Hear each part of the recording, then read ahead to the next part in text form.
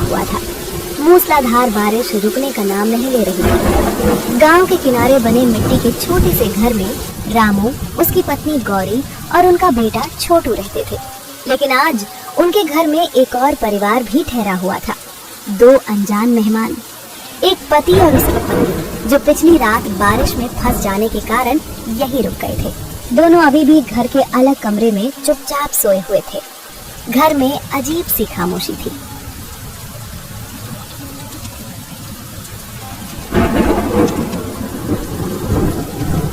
अजी, रात तो किसी तरह निकल गई, लेकिन अब सुबह हो गई है। मैं सुबह से यही सोच रही हूँ कि इन मेहमानों को नाश्ते में क्या दूं। घर में आटे की डिब्बी लगभग खाली हो चुकी है। दाल भी बस मुट्ठी भर बची है। अगर सब कुछ आज ही बना दिया तो शाम को छोटू क्या खाएगा? मैं भी यही सोच रहा हूँ गौरी। रात को जब ये लोग भीगे हुए हमारे दरवाजे पर आए थे, तब उनसे मना कैसे करता। इतनी तेज बारिश में अगर हम दरवाजा बंद कर देते तो शायद सारी उम्र खुद को माफ नहीं कर पाता। मैं मना करने की बात नहीं कर रही हूँ अजी, लेकिन हालात देखिए। हमारे अपने घर में खाने का ठिकाना नहीं है, ऊपर से मेहमान भी हैं। अगर उन्हें सूखी रोटी भी देंगे तो मुझे शर्म आएगी। गरीबी से शर्म नहीं करनी चाहिए गौरी, बुरे व्यवहार से शर्म करनी चाहिए। हमारे पास जो है वही प्यार से खिला देंगे। शायद भगवान हमारी नीयत देख रहा हो। हर बार आप यही कह देते हैं, लेकिन जब छोटू भूखा होकर मेरी तरफ देखता है ना, तब मेरा दिल बैठ जाता है। इतने में छोटू उठकर बाहर देखने लगता है।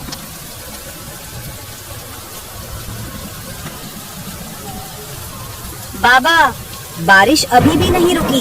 क्या आज भी आप काम पर नहीं जाओगे?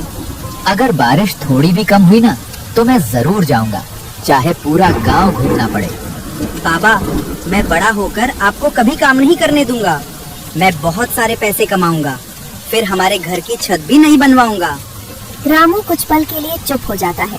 उसकी आंखें भर आती हैं। बस बेटा, भगवान करे तेरी हर बात सच हो। रामू बाहर बारिश देखने चला जाता है।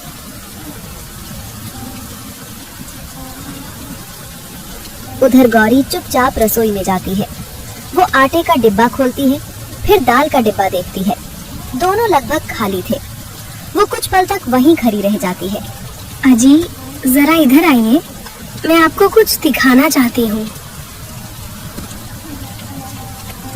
क्या हुआ गौरी, इतनी घबराई हुई क्यों लग रही हो? देखिए, ये पूरा आटा बचा है, बस इतना। और ये दाल मुश्किल से एक बार की। तेल भी तली में रह गया है। नमक है, लेकिन नमक से तो पेट नहीं भरता। मैं रात से यही हिसाब लगा रही हूँ कि अगर सुबह मेहमानों को खिला दूँ तो दोपहर में छोटू क्या खाएगा, और अगर छोटू के लिए बचाकर रखूँ तो मेहमानों को क्या खिलाऊं। समझ ही नहीं आ रहा कि क्या करूं। मुझे पता था कि घर की हालत खराब है, लेकिन इतनी खराब हो गई है इसका अंदाजा नहीं था। मैं आपको इसलिए नहीं बताती थी क्योंकि आप पहले से ही परेशान रहते हैं, लेकिन अब छिपाने जैसा कुछ बचा भी नहीं है।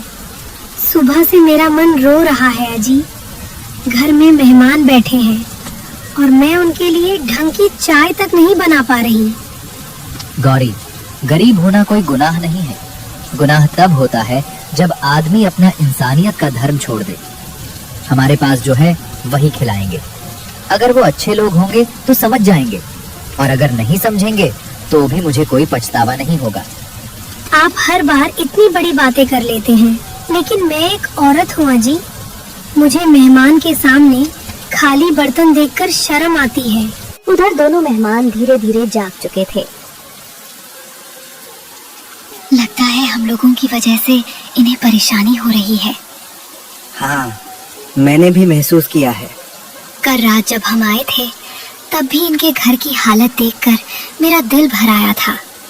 अभी कुछ मत कहना, पहले थोड़ा और देख लेते हैं। वो कुछ सोचता है, फिर बिना कुछ बोले अपनी पत्नी की तरफ देखता है। तुम फिर वही करने जा रहे थे? नहीं, अभी नहीं, सही समय आने दो। उनकी ये बात दूर खड़ा छोटू सुन तो लेता है, लेकिन उसे कुछ समझ नहीं आता। ये अजनबी चाचा बार बार सही समय क्यों बोलते हैं? छोटू मेहमानों के पास जाकर बैठ जाता है। चाचा जी, आपको बारिश अच्छी लगती है? पहले बहुत अच्छी लगती थी, लेकिन अब बारिश देखकर कुछ पुरानी बातें याद आ जाती हैं। कौन सी बातें? मेहमान आदमी कुछ पल के लिए चुप हो जाता है। उसकी आंखों में हल्की नमी दिखाई देती है। जब तुम बड़े हो जाओगे ना, तब शायद समझ पाओगे कि कुछ बारिशें सिर्फ पानी नहीं लाती, कुछ पुरानी यादें भी साथ ले आती हैं। मुझे तो बारिश में कागज की नाव चलाना अच्छा लगता है। मेहमान आदमी मुस्कुरा देता है, लेकिन उसके चेहरे की मुस्कान के पीछे एक गहरा दर्द साफ दिखाई दे रहा था। बारिश लगातार बरस रही थी। छप्पर से पानी टपक रहा था। मिट्टी का आंगन पूरी तरह भीग चुका था। गौरी ने बचा हुआ थोड़ा सा आटा गूथा और कांपते हाथों से रोटियां बेलने लगी। उसकी आंखों में आंसू थे, लेकिन वो उन्हें बार बार पोंछ रही थी ताकि कोई देख ना ले। अजी, जरा इधर आइए। मैं सुबह से अपने मन की बात दबाकर बैठी हूँ, लेकिन अब और हिम्मत नहीं बची। आप खुद देख लीजिए, ये आटे की परात लगभग खाली हो चुकी है। बड़ी मुश्किल से 5 रोटियां बन पाएंगी। दाल भी बस इतनी बची है कि कटोरी के तले को छू सके। तेल खत्म होने को है। लकड़ियां भी गीली हो गई हैं। मेरी समझ में कुछ नहीं आ रहा। ऐसा लग रहा है जैसे एक माँ और एक गृहिणी दोनों एक साथ हार रही हैं। मुझे अपने भूखे रहने का दुख नहीं है अजी, लेकिन जब छोटू मेरी तरफ उम्मीद से देखता है ना, तब लगता है जैसे कोई मेरे कलेजे को मुट्ठी में दबा रहा हो। गौरी, मेरी तरफ देखो। तुम खुद को इतना मत तोड़ो। मैं जानता हूँ कि इस घर की हर मुसीबत सबसे पहले तुम्हारे सामने आती है। तुमने कितनी बार खुद भूखे रहकर मुझे और छोटू को खिलाया है। मैंने सब देखा है, बस कभी कहा नहीं। लेकिन एक बात याद रखना, गरीब आदमी की सबसे बड़ी दौलत उसका दिल होता है। अगर आज हम अपने दरवाजे से किसी भूखे को लौटा दें, तो शायद हमारे बर्तन भर जाएं, लेकिन हमारा मन सारी उम्र खाली रहेगा। मुझे भी डर लगता है, मुझे भी चिंता होती है कि कल क्या होगा, लेकिन मैं इतना जरूर जानता हूँ कि भगवान देर करता है, अंधेर नहीं। वो हमारी परीक्षा ले रहा है। हर बार आप भगवान का नाम लेकर मुझे समझा देते हैं, लेकिन कभी कभी मेरा विश्वास भी डगमगा जाता है। सोचिए, 3 दिन से बारिश हो रही है। आप मजदूरी पर नहीं जा पाए। घर में 1 रुपया नहीं बचा।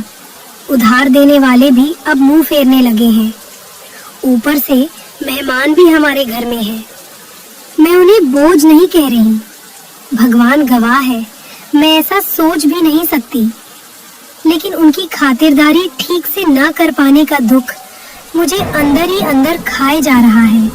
अगर इंसान की इज्जत खाने की थाली से होती, तो दुनिया के सारे अमीर सबसे अच्छे इंसान होते। लेकिन ऐसा नहीं है गौरी, इज्जत दिल से होती है।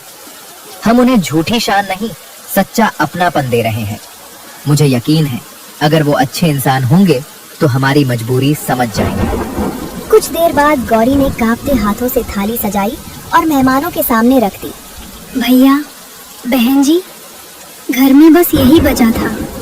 अगर खाने में कोई कमी रह जाए तो मुझे माफ कर दीजिएगा। सच कहूँ तो पहली बार ऐसा लग रहा है कि मैं अपने घर आए मेहमानों की ठीक से सेवा भी नहीं कर पा रही। आप लोग बुरा मत मानिएगा। हमारे पास जो था, हमने वही पूरे मन से बनाया है। दुनिया का सबसे स्वादिष्ट खाना कौन सा होता है? वो खाना जिसमें घी ज्यादा हो, ऐसा नहीं। वो खाना जिसमें मसाले ज्यादा हो, ऐसा भी नहीं। दुनिया का सबसे स्वादिष्ट खाना वो होता है जिसमें परोसने वाले का दिल मिला हो। और इस थाली में मुझे वही दिखाई दे रहा है। लेकिन एक बात मेरी समझ में नहीं आ रही, तुम दोनों की थाली कहाँ है? अरे, हम लोग बाद में खा लेंगे, पहले आप लोग खाइए। मेहमान पहले खाते हैं, घर वाले बाद में। छोटू ने पहले ही खा लिया, बस आप दोनों खा लीजिए, उसके बाद हम भी खा लेंगे। नहीं रामू, मैं उम्र भर लोगों के चेहरे पढ़ता आया हूँ। तुम्हारी मुस्कान बता रही है कि तुम सच नहीं बोल रहे। तुम्हारी आंखें कह रही हैं कि तुम भूखे हो। तुम्हारी पत्नी की कांपती उंगलियां बता रही हैं कि इस थाली को बनाने में उसने अपने हिस्से का खाना भी छोड़ दिया है। अगर मैं ये सब देखकर भी चुपचाप खा लूं, तो मुझसे बड़ा स्वार्थी कोई नहीं होगा। ऐसी बात नहीं है भैया, हम सच में बाद में खा लेंगे। आप लोग बेफिक्र होकर खाना शुरू कीजिए। उसी समय छोटू मासूमियत से बोल पड़ा। माँ, आप फिर झूठ बोल रही हो ना? मैंने सुबह देखा था कि आटे का डिब्बा खाली हो गया था। आपने खुद कहा था कि अब बस यही आखिरी रोटियां बनेंगी। बाबा ने भी सुबह से कुछ नहीं खाया, आपने भी नहीं खाया। आप दोनों हमेशा कहते हो कि हमें भूख नहीं है, लेकिन रात को जब मैं उठता हूँ ना, तब आपको चुपके चुपके पानी पीते देखता हूँ। क्या पानी पीने से सच में भूख खत्म हो जाती है? छोटू की बात सुनते ही पूरे घर में सन्नाटा छा गया। रामू, अब एक शब्द भी मत कहना। जिस घर में माँ बाप अपने बच्चे के लिए भूखे रह जाते हो, जिस घर में मेहमान की इज्जत बचाने के लिए अपनी भूख छिपाई जाती हो, उस घर में बैठकर अकेले खाना मेरे बस की बात नहीं है। अगर खाना होगा तो हम सब साथ बैठकर खाएंगे, और अगर तुम लोग नहीं खाओगे तो मैं भी एक निवाला अपने मुंह में नहीं डालूंगा। साहब, ऐसा मत कहिए। मेरे लिए सबसे बड़ी खुशी यही है कि मेरे घर आया मेहमान भूखा न जाए। गरीबी तो हमारी किस्मत है, लेकिन मेहमान का अपमान हमारी पहचान नहीं बन सकता।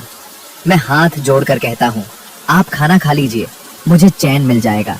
और मुझे तब चैन मिलेगा जब तुम्हारा बेटा, तुम्हारी पत्नी और तुम तीनों मेरे साथ बैठकर यही रोटी खाओगे। याद रखना रामू, भूख इंसान को छोटा नहीं बनाती, लेकिन किसी की भूख देखकर मुंह फेर लेना इंसान को जरूर छोटा बना देता है।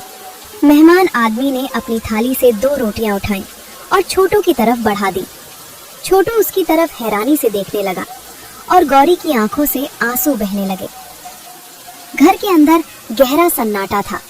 बाहर बारिश पहले से भी तेज हो चुकी थी। तभी मेहमान आदमी ने अपनी थाली रामू की ओर बढ़ा दी। रामू, अगर तुम मुझे सच में अपना मेहमान मानते हो, तो मेरी एक बात माननी पड़ेगी। मैं तुम्हारे घर का खाना तभी खाऊंगा जब तुम, गौरी और छोटू भी मेरे साथ बैठकर यही रोटी खाओगे। तुम बार बार मुझे सम्मान देने की बात कर रहे हो, लेकिन क्या तुम्हें लगता है कि मैं इतना छोटा इंसान हूँ कि अपने सामने एक परिवार को भूखा देखकर आराम से खाना खा लूं? मुझे अपनी भूख से ज्यादा तुम्हारी मजबूरी दिखाई दे रही है। साहब, मेरी गरीबी का मजाक मत बनाइए। मैं जानता हूँ कि घर में बस यही आखिरी खाना है, लेकिन मैं ये भी जानता हूँ कि मेहमान भगवान का रूप होता है। अगर आज आप लोग भूखे रह गए तो मैं सारी उम्र अपने आप को माफ नहीं कर पाऊंगा। आप मेरी जगह होते तो शायद यही करते। नहीं रामू, शायद मैं तुम्हारी जगह होता तो इतना बड़ा दिल नहीं दिखा पाता। आज तुमने मुझे सिखाया है कि इंसान अमीरी से नहीं, अपने व्यवहार से बड़ा बनता है। बहन, मैं तुम्हारी आंखों में सुबह से डर देख रही हूँ। तुम बार बार मुस्कुरा रही हो, लेकिन तुम्हारा दिल रो रहा है। तुम्हें इस बात की चिंता नहीं है कि तुम भूखी हो। तुम्हें इस बात की चिंता है कि कहीं तुम्हारे मेहमान ये न सोच ले कि गरीब लोग मेहमान की इज्जत नहीं करते। सच कहूँ, तुम्हारी जैसी गृहिणी मैंने बहुत कम देखी है। गौरी कुछ बोल नहीं पाती। उसकी आंखों से आंसू टपकने लगते हैं और फिर ऐसे ही सब लोग मिल बांट के 1-2 रोटियां खा लेते हैं। इतने में बाहर हवा का तेज झोंका आता है। दरवाजा अपने आप खुल जाता है। सब लोग खाना खाकर बैठे हुए होते हैं। बारिश के साथ एक पुराना भीगा हुआ लिफाफा उड़ते उड़ते घर के अंदर आ गिरता है।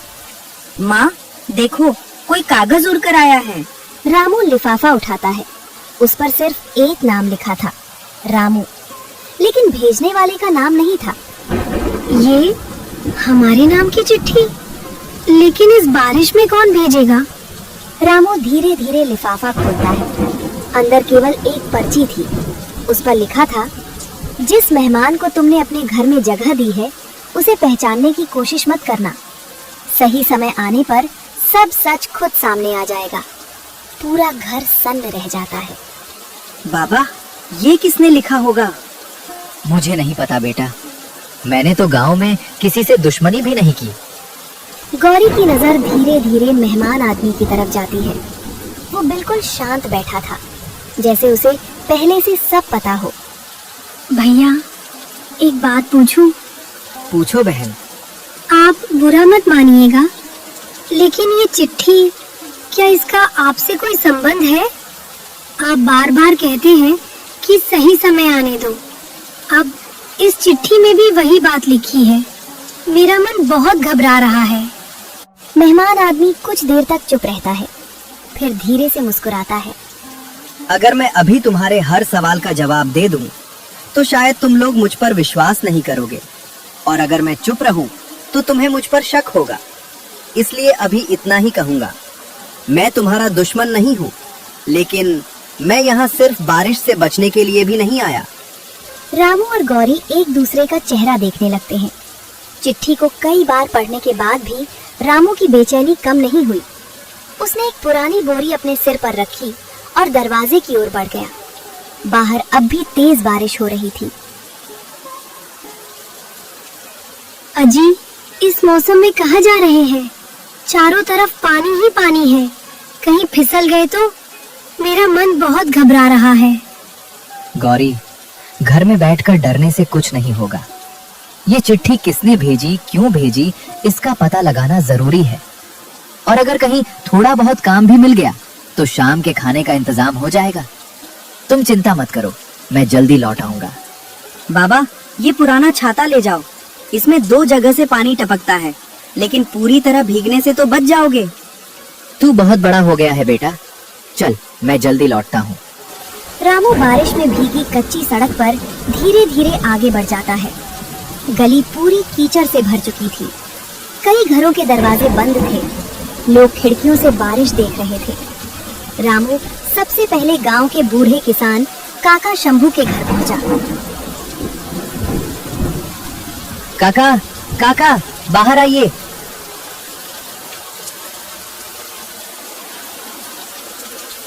अरे रामू, इस बारिश में क्या हुआ बेटा? सब ठीक तो है? काका, कल रात 2 मुसाफिर मेरे घर रुके हैं। आज सुबह किसी ने मेरे नाम की एक चिट्ठी भेजी। उसमें लिखा था कि उन मेहमानों को पहचानने की कोशिश मत करना। आप पूरे गांव को जानते हैं, क्या किसी अजनबी को इधर आते देखा था? नहीं बेटा, लेकिन रात देर से मुझे ऐसा लगा था जैसे कोई आदमी पीपल के पेड़ के पास खड़ा था। बारिश बहुत तेज थी, इसलिए चेहरा नहीं देख पाया। तू जरा संभल कर रहना। धन्यवाद काका। अगर कुछ और याद आए तो मुझे जरूर बताइएगा। रामू आगे बढ़ा। थोड़ी दूर पर हरिराम अपनी आधी खुली दुकान में बैठा था। लाला जी, मुझे उधार नहीं चाहिए, बस एक बात पूछनी थी। अब क्या पूछना है? क्या आज सुबह मेरे घर की तरफ किसी अजनबी को जाते देखा था? देखा तो था।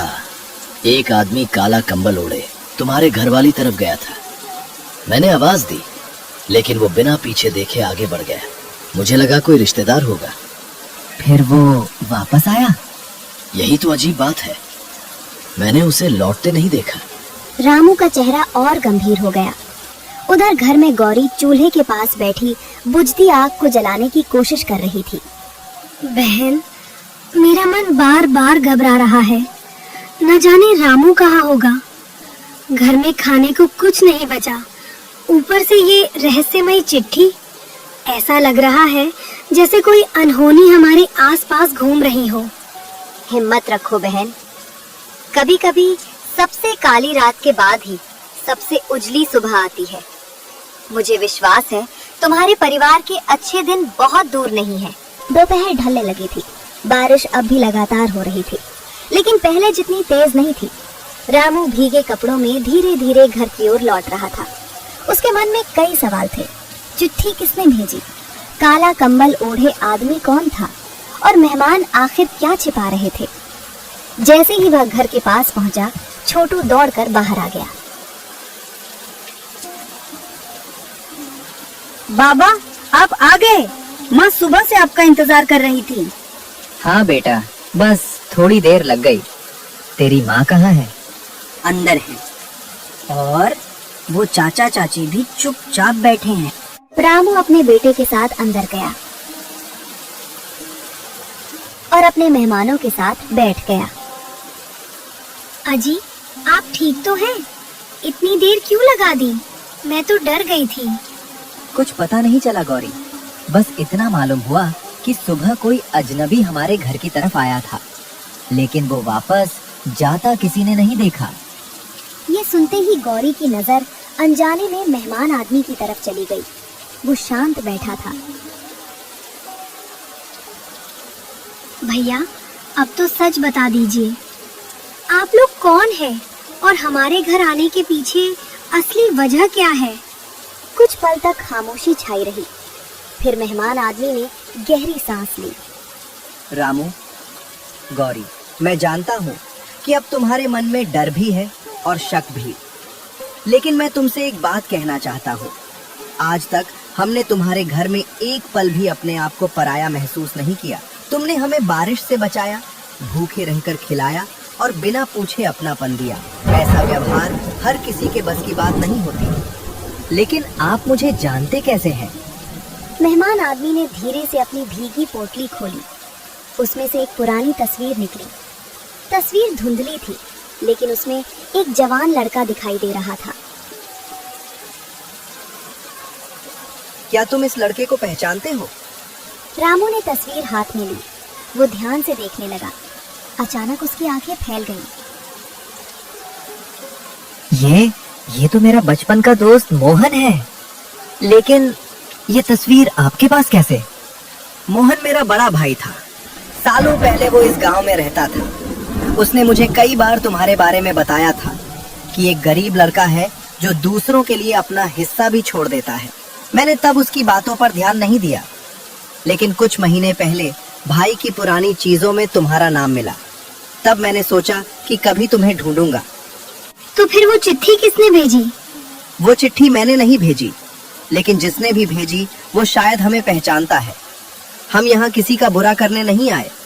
सच कहूँ तो हम तो बस एक रात रुकना चाहते थे, लेकिन तुम्हारा व्यवहार देखकर लगा कि भगवान हमें किसी खास वजह से यहाँ लाया है। रामू और गौरी एक दूसरे को देखने लगे। उनके मन का डर थोड़ा कम हुआ, लेकिन रहस्य पूरी तरह अभी भी नहीं खुला था। शाम होने लगी। बारिश अब हल्की फुहार में बदल चुकी थी। गौरी ने बची हुई थोड़ी सी दाल गरम की और सबको साथ बैठाकर खिलाया। इस बार किसी ने अलग थाली नहीं रखी। छोटू मेहमान आदमी के पास बैठा मुस्कुरा रहा था। चाचा जी, कल बारिश रुक जाएगी क्या? शायद बेटा, और कभी कभी बारिश रुकने के साथ कुछ परेशानियां भी चली जाती हैं। उसने रामू की तरफ देखा।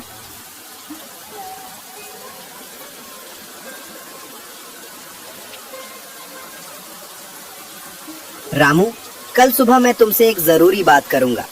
वही बात जिसके लिए शायद भगवान ने हमें तुम्हारे घर तक पहुंचाया है। रामू ने धीरे से सिर हिला दिया। बाहर बादलों के पीछे सहल की रोशनी झांकने लगी थी और इसी उम्मीद के साथ वो रात बीती। एक ऐसी रात जिसके बाद रामू के जीवन की दिशा बदलने वाली थी।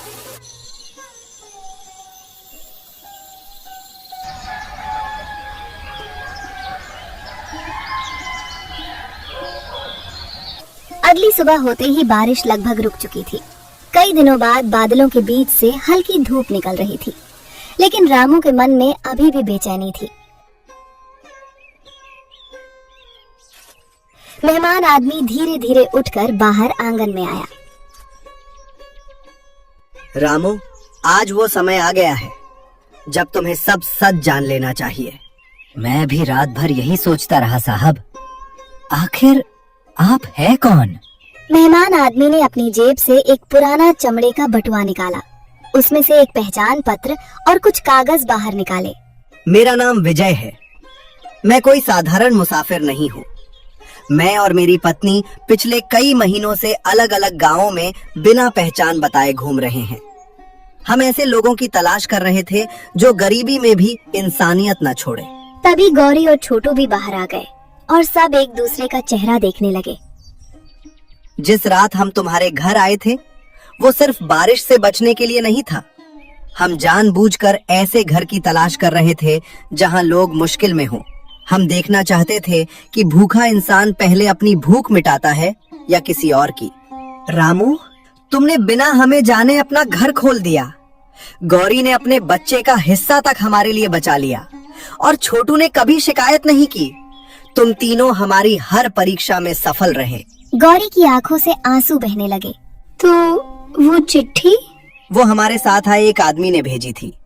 हम देखना चाहते थे कि डर के कारण कहीं तुम हमें घर से निकाल तो नहीं दोगे। तभी बाहर गाड़ियों के रुकने की आवाज आई।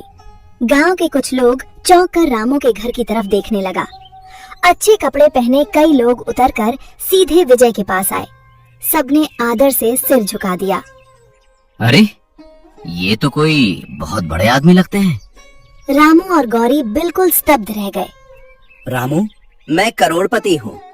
मेरे कई कारखाने और संस्थाएं हैं, लेकिन इतने बड़े घरों में भी मुझे तुम्हारे जैसा बड़ा दिल नहीं मिला। इतना सुनते ही गांव के लोग दंग रह गए। हरिराम, जिसने कभी रामू को उधार देने से मना कर दिया था, दूर खड़ा शर्म से सिर झुका चुका था। विजय ने अपने साथ आए लोगों की तरफ देखा। एक आदमी एक बड़ा बैग लेकर आगे आया। उसने बैग खोल दिया। अंदर नोटों की गड्डियां भरी हुई थीं। रामू, ये 1 करोड़ रुपए हैं। मैं चाहता हूँ कि आज से तुम्हारी गरीबी हमेशा के लिए खत्म हो जाए। गांव के लोग शौक गए, लेकिन जो अगले ही पल हुआ उसने सबको हिला दिया। रामू ने बैग की तरफ देखा, फिर धीरे से उसे बंद कर दिया। साहब, अगर मैं सिर्फ पैसे के लिए आपकी सेवा करता तो शायद आज ये बैग ले लेता, लेकिन मैंने आपको भगवान का मेहमान समझकर घर में जगह दी थी। उस इंसानियत की कीमत मैं कभी नहीं ले सकता। मुझे माफ कर दीजिए, मैं ये पैसे नहीं ले सकता। गांव के लोग स्तब्ध रह गया। गौरी भी कुछ पल के लिए रामू को देखती रह गई। विजय की आंखें भर आईं।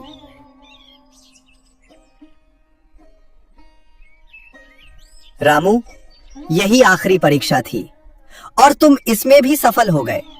मैं तुम्हें पैसे देकर तुम्हारी इंसानियत खरीदना नहीं चाहता था। मैं तो सिर्फ ये देखना चाहता था कि तुम्हारा दिल सच में इतना बड़ा है या नहीं। आज से तुम इस गांव में बनने वाले हमारे नए अनाथ आश्रम और विद्यालय के आजीवन प्रबंधक हो। हर महीने तुम्हें सम्मानजनक वेतन मिलेगा, रहने के लिए नया घर मिलेगा। छोटू की पूरी पढ़ाई की जिम्मेदारी मेरी, और सबसे बड़ी बात, अब तुम्हें कभी किसी के सामने हाथ नहीं फैलाना पड़ेगा। रामू और गौरी की आंखों से खुशी के आंसू बहने लगे।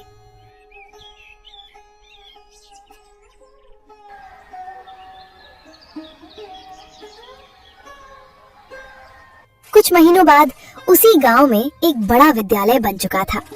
रामू अब भी उतना ही सरल था। गौरी रोज अनाथ बच्चों के लिए अपने हाथों से खाना बनाती थी। छोटू स्कूल की यूनिफॉर्म पहनकर पढ़ने जाता था। एक दिन छोटू ने पूछा, बाबा, अगर उस रात आपने दरवाजा बंद कर दिया होता तो क्या होता? रामू मुस्कुराया। बेटा, शायद उस रात हमने सिर्फ 2 मेहमानों को नहीं, अपनी किस्मत को भी बाहर ही छोड़ दिया होता।